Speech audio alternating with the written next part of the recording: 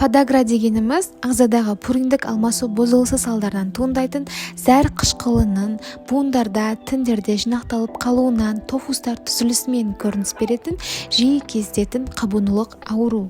Подаграмен ауырған науқастардың шағымы көбінесе ол кенеттен басталатыны және де аяқтың бірінші саусағындағы қатты ауырсыну сезіміне. Мысалға фотодан қарайтын болсақ, осы зәр қышқылы бірінші саусақтың маңайынан жинақталады да, ол аймақты шетке қарай ісініп формасының өзгеруін байқаймыз. Және де осы қабынған буын аймағындағы қызару, ісіну, буын қызметінің бұзылысы, және бұл көбінесе түнгі уақытта немесе таңертеңгі уақытта басталады. Ұзақтығы 1-10 күнге дейін созылуы мүмкін. Және де ағзада жалпы қабынулық белгілері бойынша температураның көтерілуі, әлсіздіктер байқалады. Және де мына фотода қолдың суреті тұр. Осындай қолда тофустар байқалуы мүмкін. Ал енді осы подагра артритінің жас пен жынысқа байланысты ерекшеліктеріне тоқталатын болсақ, ер адамдарда көбінесе аяқ буындары, әсіресе бас бармақтың зақымдалуы кездеседі. Ал әйел адамдарда бұл аурудың көбінесе олиго немесе полиартрит түрінде жиі дамиды. Және де яғни полиартрит деген бірнеше буындардың зақымдалуы, яғни аяқпен қоса қолдарында зақымдалуы байқалуы мүмкін. Яғни фотодағыдай тофустар пайда болады. Егде жастағы адамдарда подагралық артриттің басталуының полиартрикулалық нұсқасы жиі байқалады, және жоғары аяқ буындарын және де қолдағы ұсақ буындармен қоса жүргізіледі. Созылмалы тофустар кезінде бұл ауру асқына беретін болса, бұл зәр қышқылы енді барып бүйрекке барып зақымдайды. Бүйректе жиналған соң созылмалы бүйрек жеткіліксіздігіне дейін алып келуі мүмкін. Зәр қышқылы синтезіне әкелетін пурин метаболизміне қатысатын ферменттердің генетикалық бұзылыстарынан туындап отырады. Яғни бұл гендік ауруға да жатады, ата-анасынан баласына беріліп отыруы мүмкін. Енді осыған алып келетін себептерге тоқталайық. Бұл подагра кейде байлардың ауру деп те аталады. Себебі бұған алып келетін себептер көбінесе артық тамақтанған кезде, ет өнімдерді көп пайдаланатын болса, ішімдік мысалға пива, шарап, сыра, сосын сүтті, балықты, уылдырықты өнімдерді, кофе, какао, шоколад деген сияқтыларды көп қолдану арқылы бүйрек қызметінің және липидті май алмасу қызметтерінің бұзылыстары болғанда, және де қан аурулары лейкоз кезінде кездеседі. Енді гиподинамия болатын болса, яғни аз қозғалған кезде, ішімдікті көп тұтыну, аяққа түскен жарақаттар болса, хирургиялық жағынан болсын, басқа да түрлі.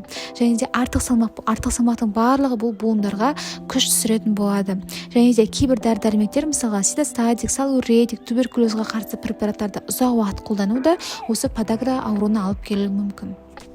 Бұл ауруды қалай анықтаймыз, яғни диагностикасына тоқталатын болсақ, жалпы қан анализіне біз көреміз нейтрофильді лейкоцитозы және де этж-ның жоғарылауы. Бұл екеуі бізде қабынудың маркерлары болып саналады. Кез келген ағзада қабынулық воспаление ауру болған кезде осы екеуі жоғарылап кетеді. Яғни бұл бізде острый процесс кезінде көрініс береді.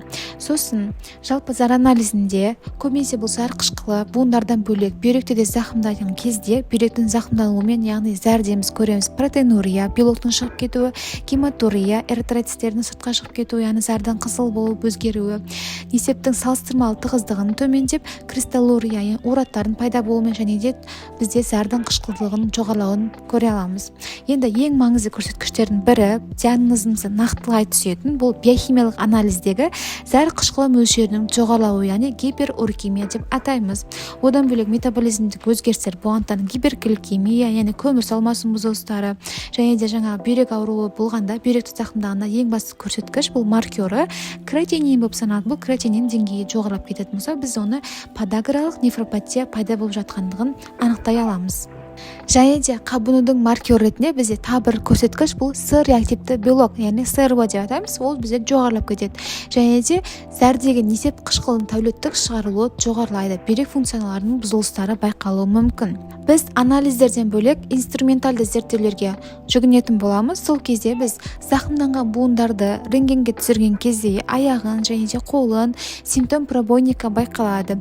Және де бүйректі біз УЗИ-ға түсіретін болсақ, егер бүйректі зақымдалса, ол жерде тастардың пайда болуы және де бүйрек қызметінің бұзылғандығын байқаймыз. Подагра ауруын қалай емдейміз деген сұраққа тоқталайық. Медикаментозды емес жолы бойынша ең бірінші біз диетаны ұстаймыз. Алкогольді мүлдем қолданбаймыз және де етті өнімдерді шектейміз. Екіншіден, гиподинамияны жойып, спортпен айналысып, артық салмақтан арылуымыз керек. Яғни гиподинамия дегеніміз бұл қимыл қозғалыстың аздығы, жаттығулар жасап, түрлі диета ұстап, біз артық салмақтан арылуымыз керек. Себебі бұл буындарға күш түсіреді.